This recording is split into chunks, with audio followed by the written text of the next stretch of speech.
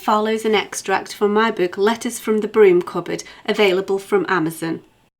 Dear reader, it is true that the genre of classical music can seem elitist and exclusive, but this really isn't the case at all.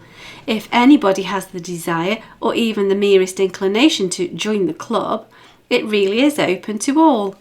I appreciate that not everybody is able to purchase or learn particular instruments, although for the really keen there are ways and means. The electronic keyboard is a relatively inexpensive and space-saving instrument, although it's not a genuine alternative to the piano, but it's certainly enough to get you started. I suppose it all depends upon what your priorities are. For decades I practised on an inferior and quite ugly piano which was free to a good home. It was just about in tune with itself, but it could never be tuned to concert pitch. Being straight-strung meant a lesser string length as opposed to overstrung, which gave a greater string length, which resulted in a poorer sound quality, and the strings would have snapped if too much pressure was exerted on them in an attempt to reach A = 440. There are those who won't purchase a piano rather than can't purchase a piano because it would interfere with the interior design of the home. I do have a delicate sense of artistic taste within the home, but I appreciate that function over form also has its place, especially when making room for a piano. As students, my husband and I lived in a tiny flat, but we still managed to squeeze an old piano into the lounge. You can imagine that the removal men were thrilled by my persistence in having a piano delivered up 2 flights of stairs.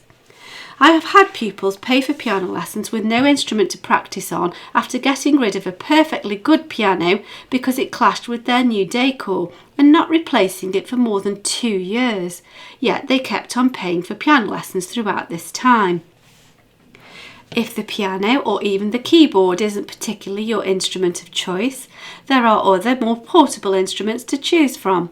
But perhaps aspects of lack of practice time or finance for tuition is inhibiting.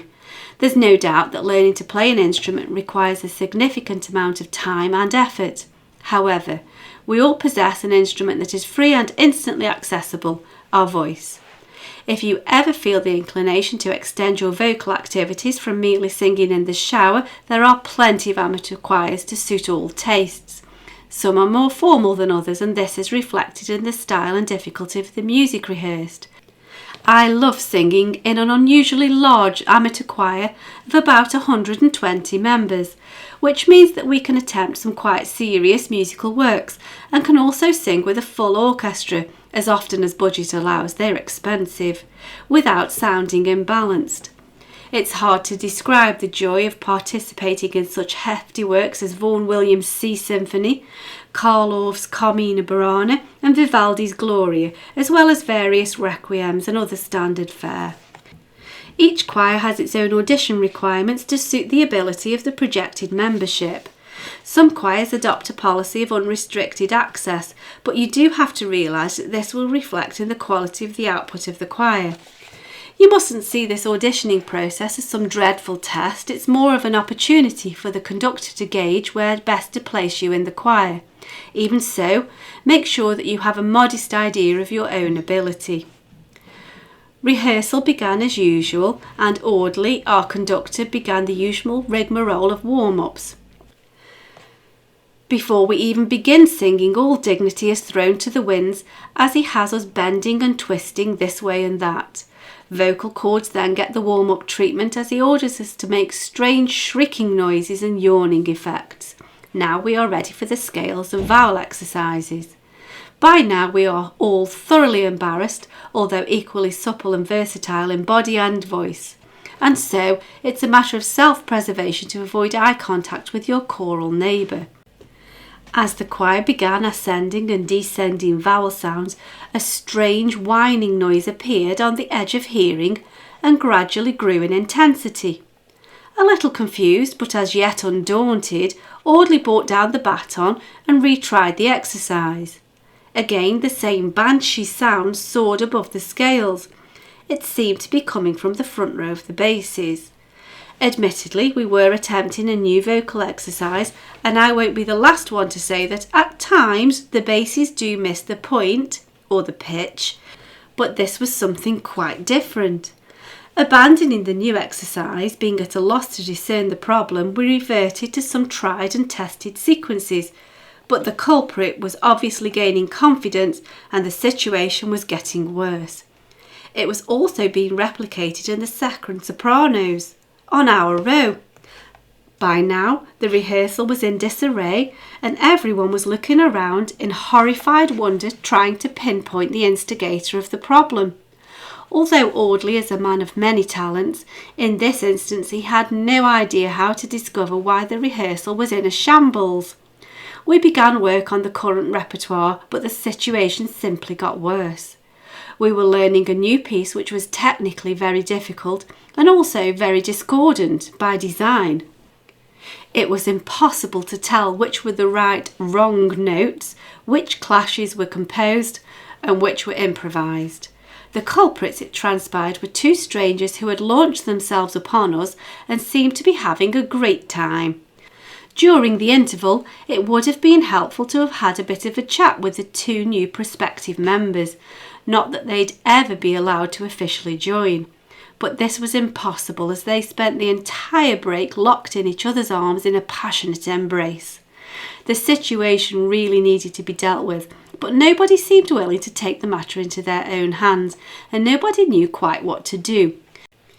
Too long was spent deliberating the problem, and the conductor was back at his stand ready to plunge into the rehearsal again.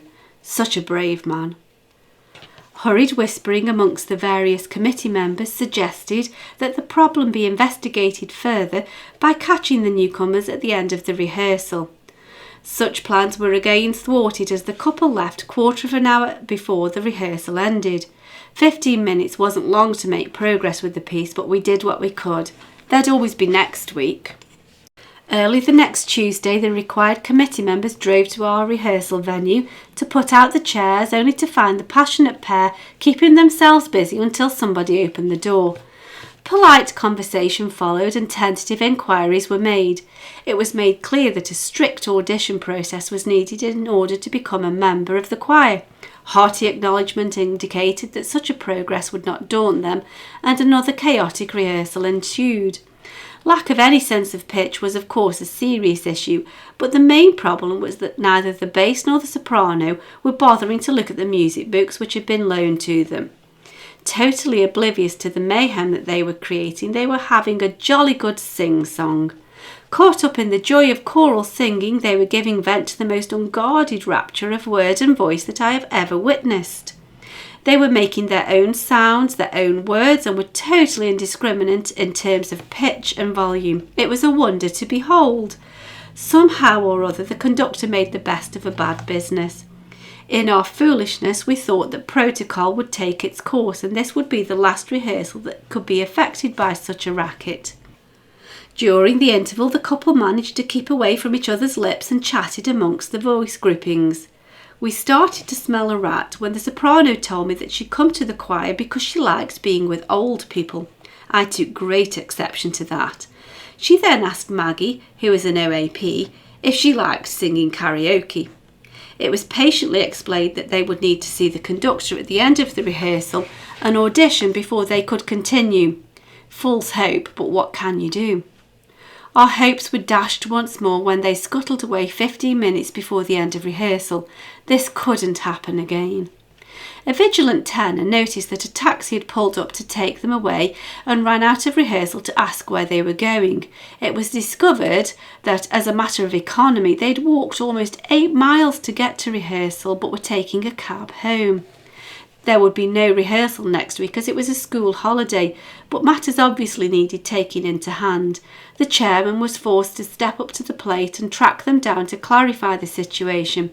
It was quite sad really, as there were obviously other learning difficulties here, but our choir really wasn't the place for them. This may sound discriminatory, but that's the point. You are discriminated not only by your ability but also by your voice range. During the audition process, you're allocated a seat according to your vocal range. I am discriminated from sitting in the alto section, even though I'd like to sit next to my friend there. Sadly, it also follows that someone who is utterly tone deaf is discriminated from joining the choir. Vivaldi didn't write for dissonant divas. audition process for the choir I belong to falls somewhere in the middle of the spectrum. New members do need to pass an audition merely to ascertain that they aren't totally tone deaf and to be properly allocated to soprano, alto, tenor or bass. Music is a very equal opportunities arena and we show no preference to either male or female, though we would like some more tenors and basses please. Some years ago I remember a young man in his early 20s who after auditioning with a very high voice was discovered to be a countertenor and asked to sit next to a group of old women. I'm surprised he lasted as many months as he did, but I guess his days were always numbered. It isn't a prerequisite to be able to read music to join our choir, but it helps. Many members learn their parts simply by piggybacking on their neighbour's ability during rehearsal and then by listening to the CD at home. After repeated years of rehearsal, they must surely pick up some note reading skills. Open access does have its pitfalls though, as it can encourage an easy come, easy go attitude. I know for a fact that certain members live out a dichotomy of hypocrisy. On the very front row of the soprano is a teacher with a reputation for being a strict disciplinarian and having a fiery temper. Remarkably, she sits during rehearsal playing games on her mobile phone. Bank managers and solicitors talk openly whilst the conductor is speaking, and most slouch in their seats with their music covering their face so that they can neither breathe properly nor see the conductor. It's enough to make one's blood boil. Gratefully yours. For the full collection of Letters from the Broom Cupboard, available from Amazon in paperback or as an ebook, follow the links in the cards in the description box or find details on my website at sharonbill.com. Thanks for listening.